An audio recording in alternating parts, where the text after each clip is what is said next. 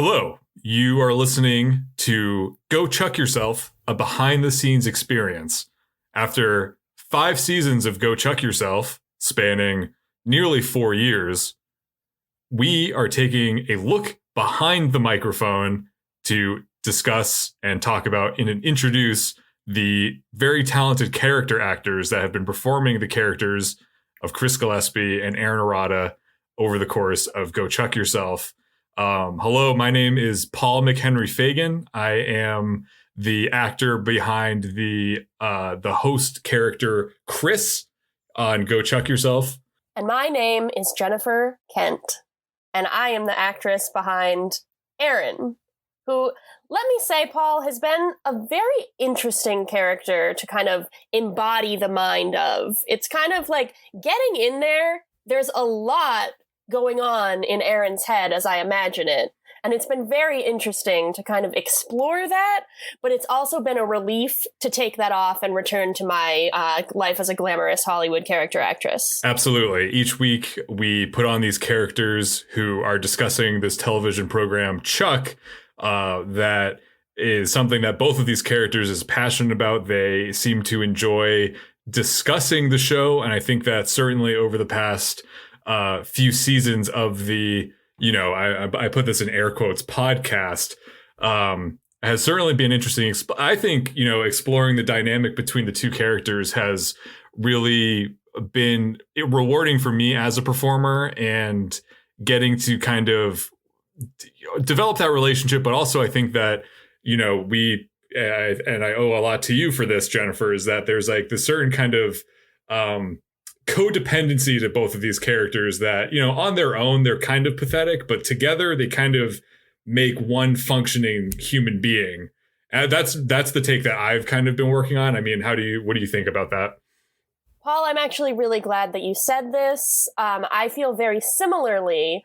I think that as I mentioned, it is a relief to kind of shed the character of Erin, because I think that she is struggling with so much. Sure, and yeah. She has so many feelings that are very hard for her. I think probably for a functioning human would maybe be less hard. But I think seeing how the character of Chris maybe stokes that fire in Erin a little bit, brings out these complicated emotions, but also helps her to deal with them, is very fascinating. I think I speak for both of us saying that I am happy that I am not either of these people. Oh, absolutely. And yeah. I am happy that I do not know them, that I do not have a relationship with anyone like them. I maintain my friendships.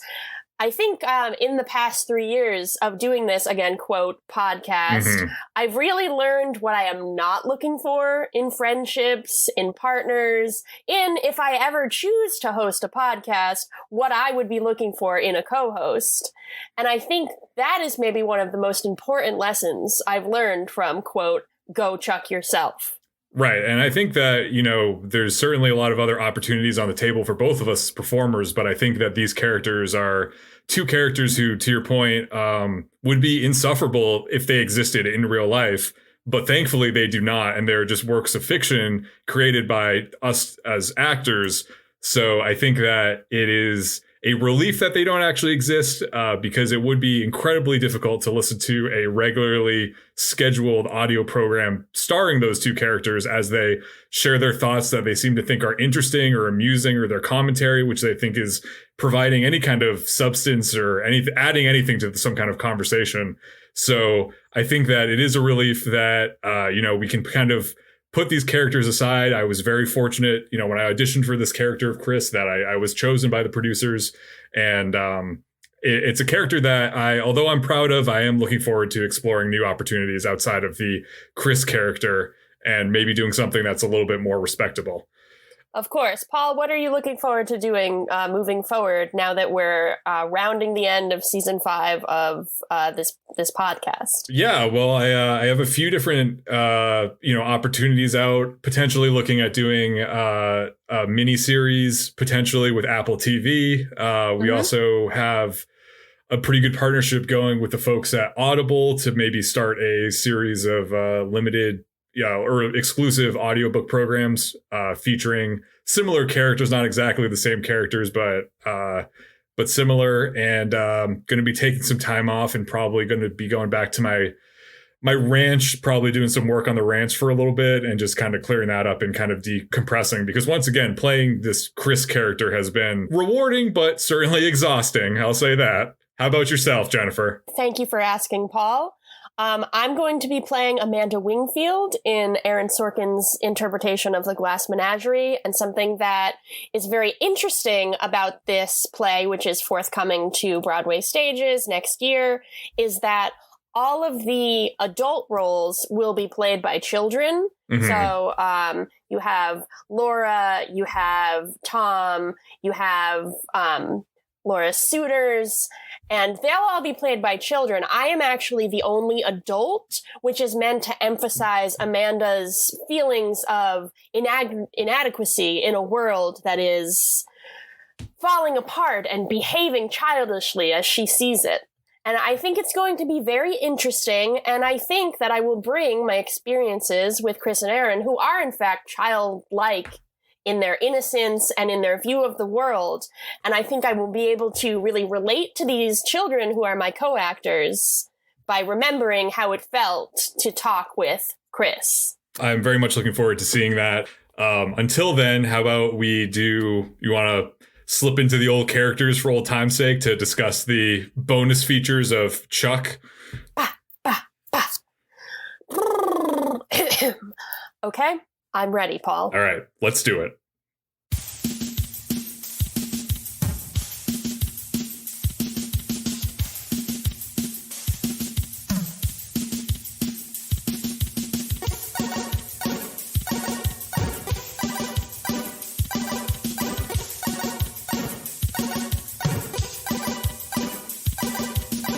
Hello, you're listening to Go Chuck Yourself. Welcome. New year, same podcast. My name is Chris Gillespie. My name's Erin Arata. And we are here to talk about the Season 5 DVD bonus features of Chuck. I'm so glad that I'm a real person that actually exists in this world. Same. So the way that this works is that the Season 5 DVD of Chuck sets, the little box set that I have, has the bonus features spread out over multiple discs. Erin and I just viewed some of those bonus features. It's kind of going to be like a two-part thing because we did save some. There's so much bonus feature content for Season 5. Over 3 hours. Couldn't fit it all into one episode. So we're just doing the first half of it today. Remind me, Chris, you have never watched these before. Had you actually opened the Season 5 bonus feature DVD up to this point? No, this was the first time that I'd seen any of these. Okay. As a reminder, most of the seasons of Chuck, I have all the seasons of Chuck on DVD. Many of those seasons I had not opened until we were doing this podcast. So, so we're on the final disc of your set, which is pretty exciting, I'd say. Yeah. I was very happy to be able to boast to my mother, who did, of course, purchase all these DVDs for me back when I was a teenager, before the rise of streaming and everything, where I was like, it's a great time to invest in DVDs. This is the only medium to enjoy video content moving forward. So I invested in all those DVDs. My mom purchased those for me for various gifts, birthday presents, Christmas presents. I did not touch them. But now, as I told her the other day, Mother, I stormed right into her house and I said, Mother, I have news for you. I have handled and consumed nearly 100% of the content on those DVD discs. You can no longer give me shade for not actually enjoying and using these DVDs, because I've used these DVDs more than I've used maybe anything else in my life. Well, you've finally made your mother proud, which I'm very happy for you about. Thank you. I feel pretty good about it myself. So we have the 3 discs of content. I guess we'll just go in chronological order of the different bonus features. So the first segment that we have is Sandwiches and Superfans, The Saving of a Show, which is a little about 15-minute long documentary about the fans. It's following the cast and the producers talking about how great the fans of Chuck are. Yeah, it was. We watched, I would say it's between this and the like final episode documentary short tied for me for like most emotional content that we've watched so far. Mm-hmm. I think seeing how grateful the cast was emotionally affecting. I saw you getting a little choked up, I think. Were you getting emotional? I don't think I was, but okay, well, maybe it was just me. I was projecting. But yeah, it starts at Comic-Con, which I was interested to know. I'm not sure if this is something we've discussed over the past 5 seasons, but they premiered the pilot at Comic-Con before like it actually aired, which is not something that I knew, but I don't really think about. And that's really interesting. And I really like to see like how well attended that was before anybody really even knew what Chuck was going to be. Like just... I presumably sold off the premise, which is kind of interesting. And then seeing the legacy of them like appearing at various Comic-Cons up to 2011 with like on a Chuck panel was very cool. I feel like I read somewhere that a lot of the people who attended that first Chuck screening at Comic-Con were fans of Adam Baldwin in Firefly. Right. Okay. I do kind of vaguely remember this. They came for Adam Baldwin, but then they actually saw the pilot, and then they were amped up on the pilot. The first fans. That's amazing. Yeah, back in the day. Way to go, first fans. Yeah, I mean, the documentary, it was very, very nice. I think that we did actually do an entire episode dedicated to the fan campaign to save Chuck a couple of years ago. So it was kind of just rehashing that, but it was really coming from the perspective of the cast and also Fedak and Schwartz, saying how amazed they were and how grateful they were that the fans for Chuck, really kind of participated and got engaged in a way that was kind of unprecedented for the time, but is maybe a little bit more common now. Yeah, they talk a lot about Twitter campaigns, which I think Twitter was in its early days. Yeah. Like it was a couple years old, but it was like definitely not yet what it is now. So it was interesting, like hearing them talk about what a big deal like the Twitter campaigns were and how big of an effect they had and how they stood out. And then, yeah, it was really just like honoring the fans, which was nice. And I think, like we've talked about, and I'm sure we will talk about in like our wrap up episode, how we feel about the plot of the finale, which is like obviously the product that the fans are receiving. And I know that a lot of fans were maybe dissatisfied with the ending or had complicated feelings about it. So I think like having this piece exist and say like, maybe we didn't do what you wanted with this plot, but like, we're really happy that you were here. And they talk a lot about like how even if there's not a ton of fans, like Zachary Levi uses the phrase like quality over quantity. They talk about like breaking the barriers of what fandom means.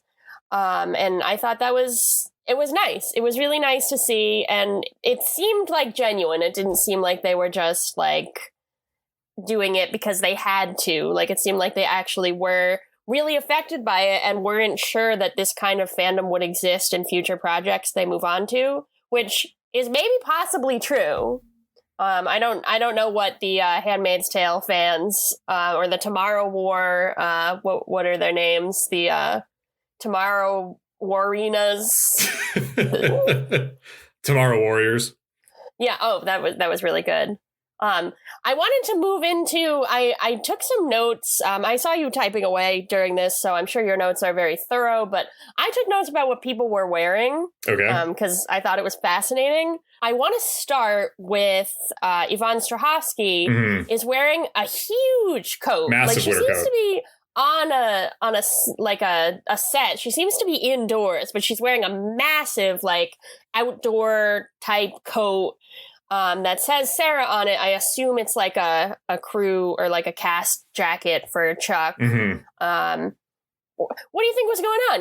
You think she was cold? You think she had just come in from the outside? Well, it looked like a lot of when they filmed these talking head segments was either outside at nighttime or on set, and it must have been cold on set.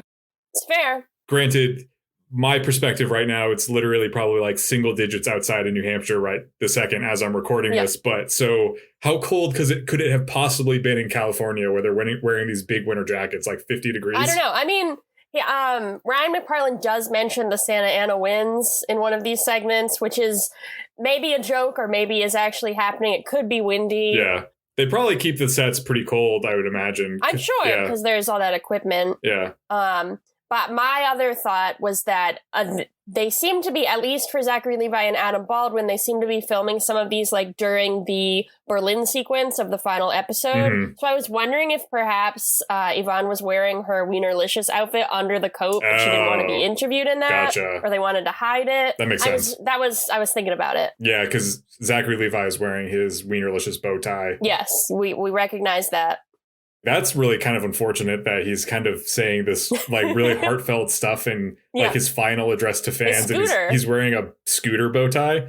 Maybe it's a nod to us, who can say? But yeah, I think it might be. Something that was... Oh, sorry. Did you have more outfits that you wanted to discuss? I did have more outfits. Okay, yeah. Chris Fedak, who is, of course, the writer of Ambulance. It's coming out soon. We gotta emphasize that as much as possible. Please watch Ambulance. Is wearing a Lacoste shirt, which is something that Devin is known for. So I thought that was pretty interesting because I don't know Chris Fedak, but like he doesn't really give off the vibe of like a Devin who like definitely seems like a Lacoste person. Mm-hmm. So I thought that was kind of interesting. I didn't write down what Josh Schwartz was wearing, but I did want to highlight that Josh Schwartz is kind of hot. That was not something that I have previously highlighted because obviously he's behind the camera. I don't really see him, but he has a very much like a Seth from the OC vibe, which is actually kind of interesting because obviously he created the OC. I think like it makes me wonder if the Seth character is really modeled after him, or if they cast Adam Brody because they kind of look similar. But he was looking pretty good. Obviously, we're in 2022 now, so that's 11 years later. So he has aged. He's aged very well. But when I saw him during the quarantine read through, whatever that word for that is, table read of, I didn't clock it as much. But in this, he looks young, he looks fresh, he looks fit, and it made me see him in a new way. So I'm going to be looking at Josh Schwartz in the future. I think you actually, while we were watching this, you said, I keep thinking that Josh Schwartz is Brandon Routh whenever they cut to him. Yeah, I mean, that played into it. Yeah. Adam Baldwin is wearing, I believe this was at Comic-Con and not in his Talking Head segment, but he was wearing a shirt that prominently displayed the phrase Normandy Challenge, which I'm not sure what that is. If anyone knows, please write in. But he was heavily promoting it. And lastly, I noted that in the cuts from Comic-Cons ranging from 2008 to 2011, I think was the range of Comic-Cons we saw, you can watch Zachary Levi get progressively shaggier, like his hair gets longer, he starts getting a beard over a few years, and then between 2009 and 2011, suddenly he's got the short hair, clean-shaven face, or like little beard stubble that we know him. We know he has today and in the final season of Chuck. So I thought that was kind of interesting to track. So the documentary kind of ends with a kind of like a sequence or like a montage of the stars of the show talking to fans directly to the camera and thanking them. And it's all very sincere. I think that if you're a fan watching this, you know that the stars legitimately do appreciate all the effort that went into keeping the show around, which was really nice. And I think as a fan who did write letters to, who wrote to NBC, who bought a Subway sandwich during this time, these things were addressed to me. Like they were actually talking to me, which was weird. I did write that down when they said your letters and emails made the difference. Yeah. That was you. That was me. They were speaking to you, Chris Gillespie. Absolutely. And I cannot emphasize this enough. They were not talking to Erin in any way. They were only talking to me. I was watching. I mean, maybe that's why I got emotional. I just felt guilty. I was watching it and I was like, oh, this actually feels kind of nice. Like they appreciate it. They're thanking me for my effort and only me. It's not like a both Chris and Erin thing. It's only Chris. Nope, so I was not involved. I don't deserve any appreciation. I wasn't going to say it, but I'm glad that you recognize that. I am going to edit the clip of like, I'm going to cut out that audio and I'm just going to listen to it during my day. Like put it on if I ever need like inspiration, just the stars of Chuck telling me how great I am. Yeah, that sounds good. Good idea. I think that's what I need. So Chuck fans, you already know this, but we're great. We're the best. Way to go, Chuck fans. Unless you're Erin, who didn't help save the show at all. I didn't help. You're just a freeloader. Yeah. But that's okay. We love you anyways. So then we move into the Buy more commercials. Buy more commercials, which were from a certain episode this season, the title of which escapes me. But we see clips of these in the episode. Big Mike has a commercial from the 70s for the Buy More. Devin films a new commercial that brings everyone in the greater Los Angeles area together to shop at Buy More because it's that good. So I want to start here. Chris, you seem to have some very positive feelings towards Big Mike's 70s style commercial. Chris, in fact, played it for me 3 times and threatened to play it a 4th. Was that a bit for my benefit, or did you actually really enjoy it? Because I did hear you laugh out loud several times while watching it. Well, I did want to watch it intentionally a second time because I wanted to just, like, the first time I felt like I was watching it just to be a normal viewer. Soak it in. Yeah, and then the second time where I was like writing notes. And then the third time was when I was doing it as a bit.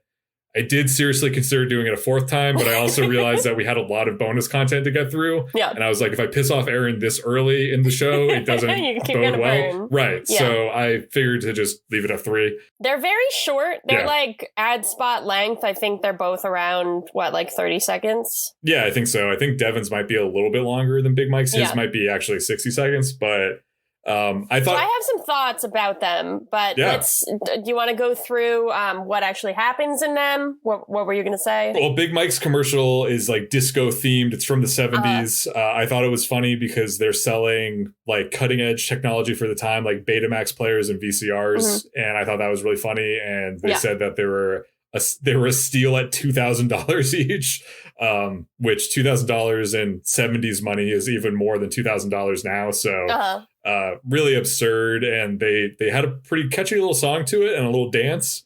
Yeah. And it was fun, I guess. And we did actually learn, presumably, which we will get into with the next segment, who was behind composing that catchy little song.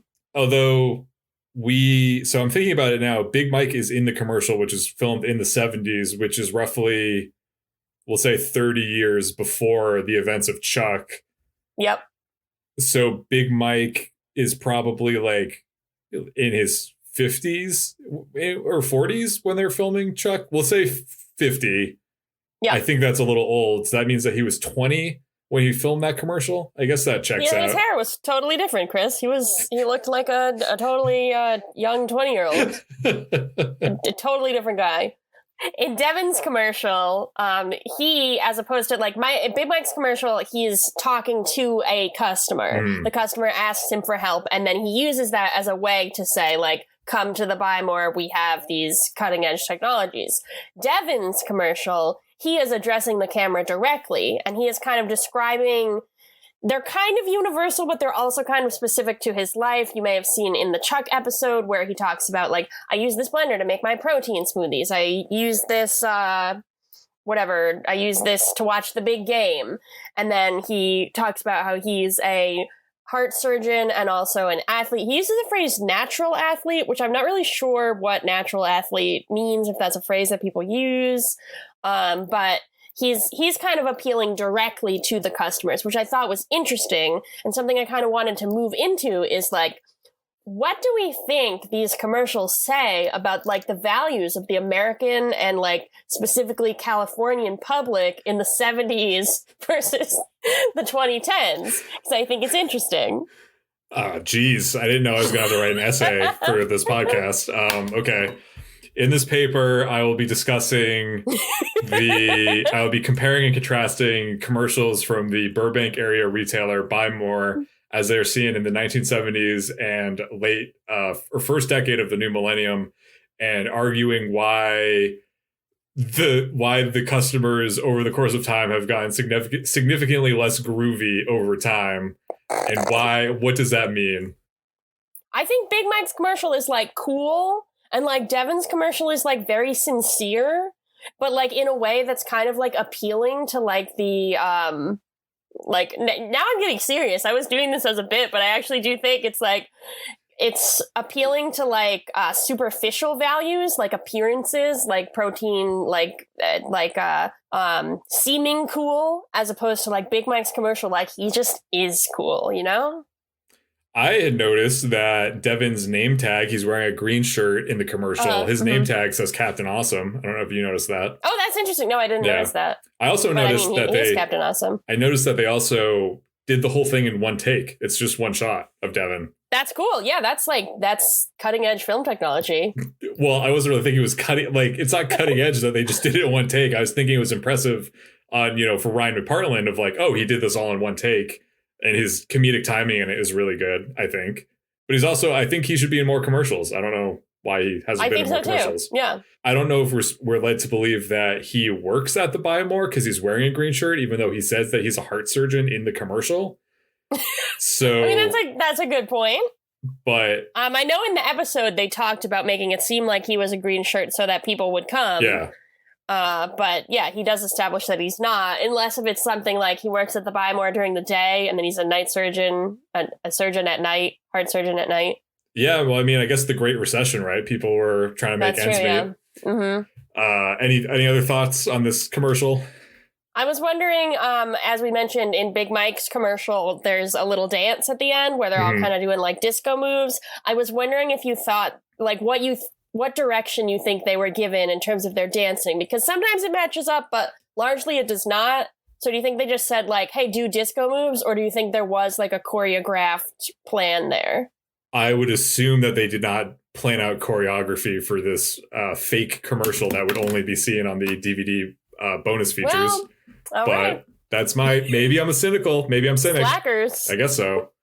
So then we move into disc 2, which has only one piece of bonus feature content, which is called Scoring the World of Chuck. And I thought this was really fascinating. It was really interesting. There's only one guy who's apparently, he's been the composer for all of Chuck.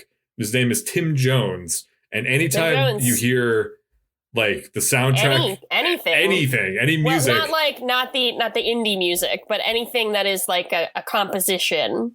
Right. Anything that's like not an actual song, that's more of like a background theme or a sonic texture. Right. This is Tim Jones right now. He's actually scoring this episode for us. Hey, Tim. Thank you. Thanks, Tim. Love it, Tim. He has a ton. We go into his studio. He has a ton of instruments. He talks about his theremin. Yeah, he's got tons of guitars. We see him playing a keyboard and also an electronic, like digital clarinet thing. Yeah, he describes it as an electronic wind instrument. I don't know if that's the official name. I had no idea that those existed, but it makes sense. Yeah, like just neither. One thing that you can play that you can change to digitally sound like different wind instruments. Yeah, that's cool. That's the future of wind instruments right there. Why don't more people know about this? Why aren't all kids playing these in bands? Instead of recorders. Yeah, exactly. Get them this hot cross buns on your electronic wind instrument. Don't talk about my buns, Erin. This is a family show. So yeah, I thought it was really interesting. We have Fedek and Schwartz on talking about how Tim Jones is able to like balance the tones of the show, which obviously we have commented on before. It has many different moods as like a comedy, action, romance. And they go into how each of the characters and like each of the, like they talk about Fulcrum, The Ring, Volkov, like everybody has their own theme. And how that was used to make the show feel like consistent across 5 seasons, which I found the most interesting. It was either Fedek or Schwartz. It was one of them mentioned, like, even in seasons 4 and 5, when they had smaller budgets, like they used the score to make things feel more cinematic, which plays into something that I'm really interested in about how big of an impact like music and score has. And obviously we've talked a lot about the like outside licensed songs that Chuck uses and how that plays into the mood. But there's definitely themes that stand out, like the one that Tim, not me, just provided for us. But setting the mood of what it feels like to watch Chuck and how we're reacting emotionally to these scenes and how we understand like something that's funny or something that's scary. Like it's this one guy who's just like sitting there watching episodes like, okay, this scene needs a little horn hook. Like, that's cool. It's really cool. And I think it's kind of, I guess, well, this applies to just about any like production job or like behind the scenes job. But like when you're doing your job well in that kind of job, it means that people don't necessarily recognize it. Like if they do their job well, then it kind of should just be like this invisible kind of subconscious thing for the viewer, which means that I felt bad because I was like, I'm taking this guy for granted this entire time. Like I just assume in my mind, like, oh, well, these are the natural, I know it's not true. Like if you stop and think about it, but it's like, oh, these are just the natural sounds of the universe as these events are unfolding.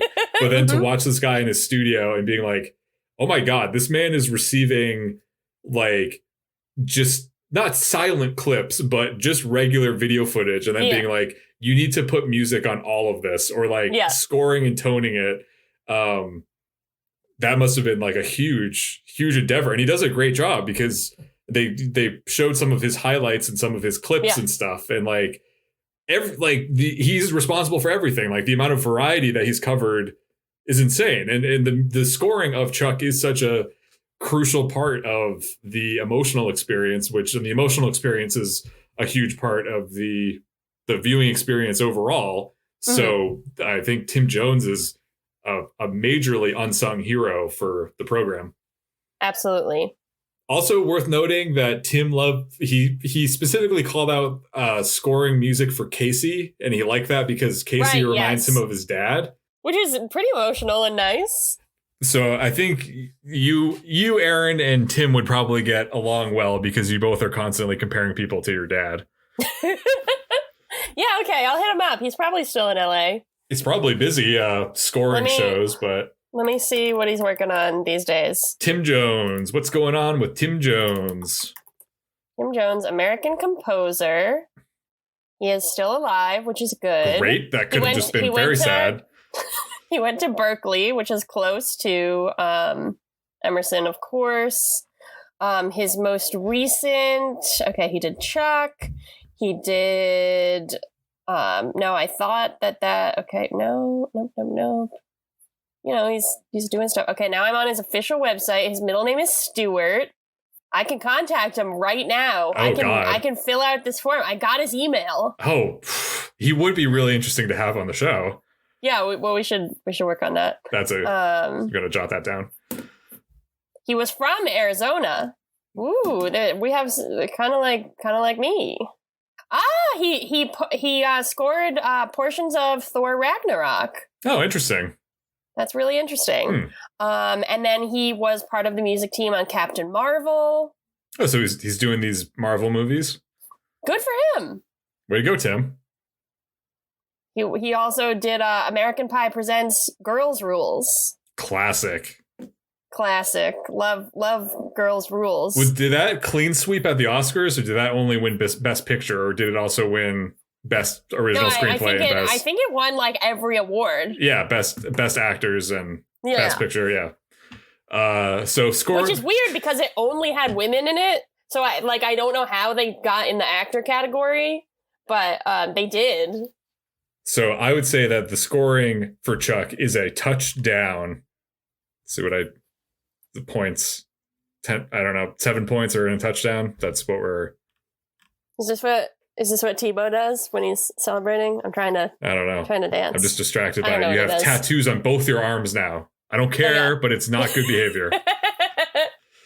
Moving on to disc 3 of we only watched some of the disc 3 bonus content right now because we're limited on time, but one of the components of that was Chuck versus the final episode, which was a behind the scenes look of the filming of the final episode, which is, of course, Chuck versus the Goodbye. So this is where I started to notice, this is something we've highlighted with previous bonus feature discs for previous seasons, is what a big player Joshua Gomez is in these. He definitely appeared... He didn't really appear in the scoring so much. He appeared in the sandwiches and superfans. But I really feel like, I don't know if it's like just because he has to be on set a lot, but he isn't in every scene. Like maybe he's just available to be in these, but like he's really one of the main faces you see in these documentaries, which I would say like he's kind of a nice guiding force. And he kind of talks about how he's not getting as emotional as everybody else, which I think is like a nice balance because there are a lot of tears, especially like from Yvonne and Zach in this section. And it's nice to have like this middle ground kind of guiding us through. And that's Joshua Gomez for me. Lest we forget the bonus featurette from the previous season where Joshua Gomez jokingly pretended to put a camera in Yvonne's dressing room bathroom. Oh, yeah, I did. I had forgotten that. And I am furious at you for reminding me. But that was just a bad, joke in the previous featurette. But this time he's sincere and this one was nice. He's the calm center, guiding us throughout all of the goodbyes. I think it's interesting because they basically show you the final scene for almost all of the different actors. Like, they show you Vic Sahe's final scene or whatever, and as well as all the other cast. But what I didn't realize was that a lot of these scenes where the characters are saying goodbye, sometimes the actors, those were the final scenes between the two actors. So they really kind of did like a double whammy of emotion for the performance. Yeah, absolutely. I found it interesting. Let's see. Yvonne refers to Castle as the Castle at one point, which I remember we had something with. I don't remember if it was that one of us was calling it the Castle or if we had clocked one of the actors saying the Castle before in the show, but fascinating stuff. Highlighting once again people's outfits. I noted that I believe it was the second AD, but I don't remember for sure, so don't hold me to that, was wearing an OC crew jacket with a Buy More hat. Ooh. Which clearly he's a Schwartz stalwart, as you might say. Schwartzwart. Yvonne references how Chuck has represented 1/6 of her life, which was horrifying. Beautiful but horrifying. And then the last thing I wanted to highlight in my notes, at least, is do you think Yvonne was like, I don't know that she was throwing shade at like what actually happens in the final episode, but she does say it isn't what she imagined. And so I thought that was interesting because obviously it would be a surprise if you didn't know that was coming. But I thought it was really interesting how they talk about that Chris Fedak wanted to maintain the tension of the will they, won't they up until the very end. And I'm still on the fence about whether or not I like this, like this as an ending for Chuck, and we'll definitely get into it later. But I don't think we need the will they, won't they here in the last 2 episodes of season 5 of the show that's built on their relationship. Chris, I think this was a bad idea. I hope you don't do it in Ambulance, which once again is coming to theaters very soon. I did think it was interesting because they do say there's a clip of, I think, Fedak saying, well, it was really difficult in the writer's room when we're working on the final episode because nothing felt like it was good enough and we kept throwing out ideas. And I'm sitting here being like, this was the best idea. This was the one. Like, how bad were the other ones? Like, what? This was what you guys were like, this is the one. But Yvonne does say like, oh, it wasn't what I was expecting. But at least, because Sarah doesn't have her memory, I can at least conceal my emotion. Oh, yeah, right, yes. She's like, I can basically play it very calm, which is great because I can play a robot because that's what we love about Sarah. Right. And she's like, meanwhile, I'm inside, like, very emotional about the end of the show, but I don't actually have to bring those emotions to the surface for the actual performance. Yeah. And I was like, yeah, that I agree with what you just said about the will they, won't they thing. Seemed kind of weird to keep that going, but that was a choice that Fedak went with, and yep, that's what we got. We do get to see Fernando and Skip Johnson talking about delivering their big lines, which I know we discussed. We had complicated feelings about them having to be on screen and what they're actually having to do in the context of stalking Sarah. But it was really nice to see them and to see people talking about the green shirts being given lines. Always interesting to hear Jesse Hyman's voice, because we did speak with him. We interacted with him in real time. So to hear that voice, oh, that's my friend Jesse. Right. We're like, hey, it's Jesse. Which is, of course, something that we were saying. I haven't really seen him in anything there was a long stretch of time where he was appearing in every single thing that I was watching. Yep. Mm-hmm. I haven't seen him in a while. I haven't seen him in a while either, No. other than in Chuck, obviously.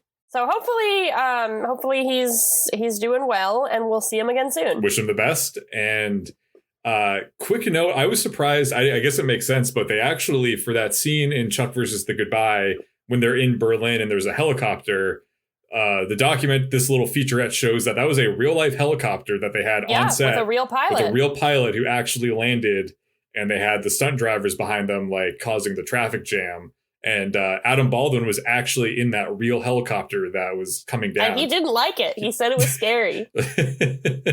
Oh, little Adam Baldwin's afraid of a little helicopter. Oh.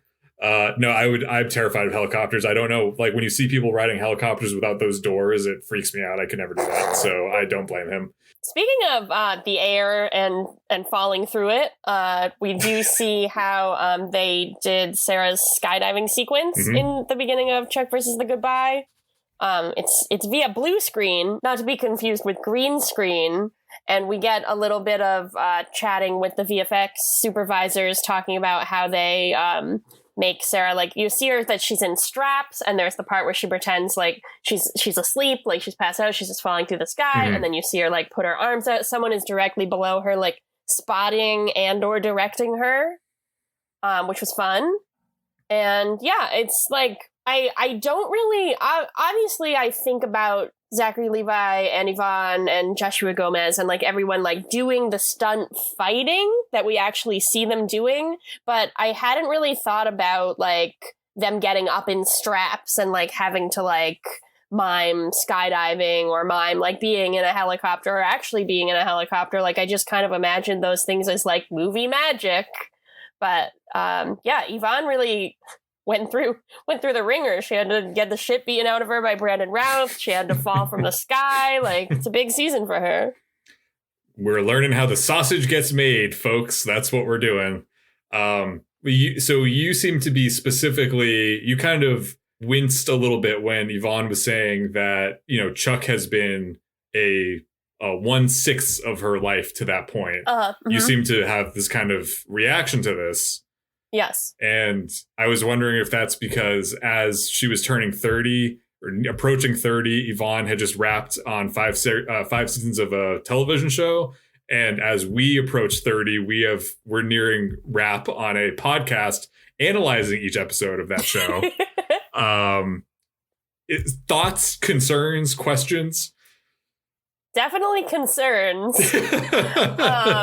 This was 5 years of her life. This has only been 3 years of ours. So by the time we're 30, it will only have been 1/10 of our life. So I'm okay with that ratio. That's not how that math works out at all. No, that's that's wrong. But I do have the correct math right here to tell us what percentage of our life has been Go Chuck Yourself friendly. Okay. It is 1/8 of our lives we have been doing Go Chuck Yourself. All right, I'm comfortable with that. It just can't get any lower or higher, however fractions work. Well, we're going to keep getting older, presumably, knock on wood.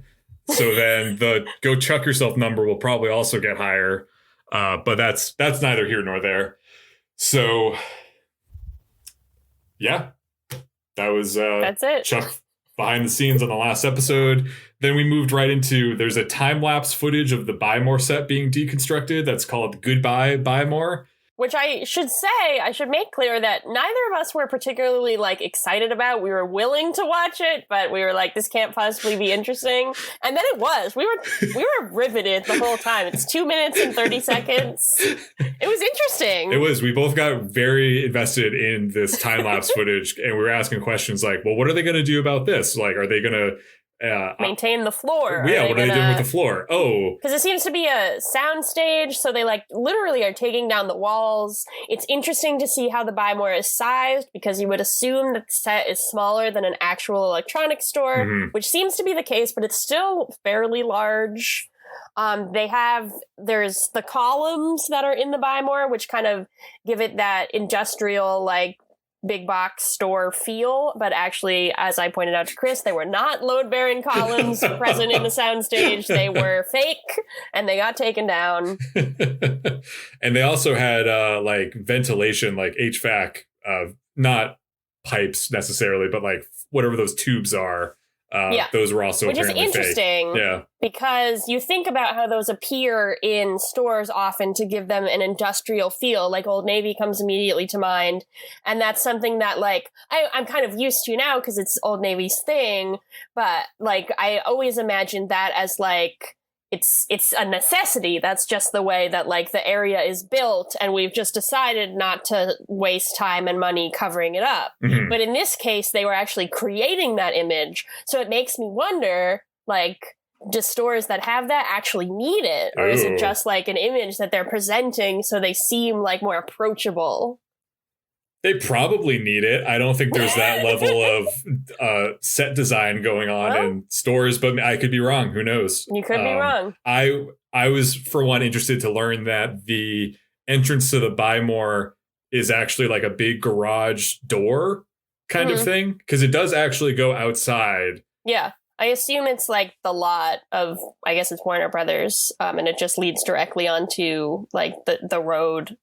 Yeah, but then I wonder how they get the footage. Like, how does it look like that there's the actual, like, shopping parking lot outside? There must be. That's a good question. Or maybe that's just the studio parking lot? I don't know. But it's possible. I was interested to learn that was an actual real door, real garage door. I don't know. But probably could have watched that a couple more times, but we only watched it once because it wasn't the Big Mike commercial. And lastly, we have the gag reel. Always love those bloopers. It's the highlight of every season. A lot of flatulence. There was less flatulence in this one. There was only 2 big instances. I think season 4 had a lot more. A lot, yeah. I feel like there was not that many bloopers this time, really. Or no, it was pretty short. I think it was like 3 minutes. Yeah. I feel like the quality of bloopers this time wasn't really... There were some ones that were like, that's pretty good, but overall... We got some giggles, we got some mispronunciations, we got some Linda Hamilton fucking up. But yeah, it was... there's not too much to say. It's definitely worth a watch if you have access to the bonus features, but if you have to like go tracking them down, you're not missing too much. It's just nice to see the characters like having fun together. And it does end with a slow-mo shot of Zachary Levi taking a sledgehammer to an ice sculpture of the Chuck logo. And there's a caption that says, "It's a wrap," as he's slowly smashing this ice sculpture. Yeah. And then it just fades to black, and that's it. He smashed Chuck. That's what it's symbolic of. And with that, I'd say that we kind of smashed these bonus features. So we do have more bonus features coming up next week, which will be kind of like more of a look through the bonus features that are kind of a retrospective on Chuck, Chuck the beginnings, through the years, and Chuck the future, where the cast and producers speculate about the future of Chuck. Yeah, I'm actually very curious to see what in 2011 the cast and crew thought was going to happen, and if it hints at anything that's maybe still coming for us. Perhaps. I guess we'll find out. So this has been kind of an unorthodox episode of Go Chuck Yourself, but since we have more to come in a part 2, I don't know. Do we typically do the scooter scale? We typically do Chuck, Marry, Kill. Are we doing that right now? I don't know. something we probably should have discussed. Yeah, definitely. No, I think we can save our bonus feature thoughts until we finish all of the bonus features, and then from there, I'm not really sure what we're gonna marry and kill. But if you want to throw out like general thoughts and feelings, anything that stood out as like a pseudo marry. Oh, you were talking to me. I thought you were talking to the listener. Oh, okay. Yeah. Mm-hmm. So, I really appreciated, I guess just the thank you sequence of the cast. They really, you can tell that they really deeply, sincerely appreciated the contributions of the fans, and it really meant a lot to them. And I don't think that's normal. You probably don't see that in a lot of bonus features, and you probably don't see that on a lot of TV shows, people getting that emotional. And I, of course, enjoy it because it was directed towards me. So that felt nice. And that's just something that I will think about how I, in my very own small way, contributed to bringing joy to these actors' lives who then subsequently brought me joy, both in the form of a television show and also the subject for my podcast. I really liked at the end of the time lapse, Chris Vidak walks into the Buy More set and waves to the camera, and it was very charming. I was into that, and of course, I was into Josh Schwartz just as a man, specimen of a man. The thirst is real, folks. I had to be like you thought that I couldn't get thirsty in the bonus features, but I always can. Especially when there's no Timothy Dalton's not going to be here. Brandon Routh probably is not going to show up in the bonus features. Bummer. There's really no, I believe what the kids refer to as thirst traps appearing in the bonus features, but you made your own thirst trap. I found one. You found one. Like an explorer wandering the desert looking for a source of water. You found an oasis in Josh Schwartz. I did. So on that note, we will be back with additional bonus features, and then eventually we will also be back with our final thoughts on season 5, which I am slowly compiling in my head. It's going to take me a while to decide how I feel about everything, but it's been a joy to get back to Chuck and watch these bonus features. I'm excited to see the commentaries for the final episodes and see what insights we can glean from that. Excited to see, I guess we probably won't see Josh Schwartz, but maybe his voice will be on there, so that'll be nice. Until then, this has been Chris Gillespie, a real person, not a fictional character performed by an actor, reminding you that food is sexy. And this is the real, actually existing Erin Arata saying my catchphrase that was not crowd tested and approved. Anything is possible. We'll see you next week for more bonus features. Phew. Oh, Christ. Oh, God. Oh, wow. The script on this one was kind of rough, right, Paul? Yeah, I can't believe, I kept saying, do you guys want to go back to rewrites? I think that we really need to look through, the middle section and tighten it up, but I'm just the actor. What the fuck do I know? Oh, yes. Well, at least we have our future projects. I'm actually heading out for a little walk through the park with Erin. We're going to talk about his vision for the character. Oh, Sorkin. So. I thought you can't, because you can't walk with Erin Arata. No, absolutely not. Okay. Oh, I would never walk with Erin Arata. Yeah, I have to, I'm getting a massage, so I have to go get ready for my massage, and it's deep tissue. Should be good. It really helps me. It's kind of well, I don't need to tell you this. You already know that it's an after show tradition for me to go get a massage. Yes, of course. To really help release those Chris Gillespie toxins out of my body. You gotta get them. You gotta do it, otherwise you'll go crazy. So.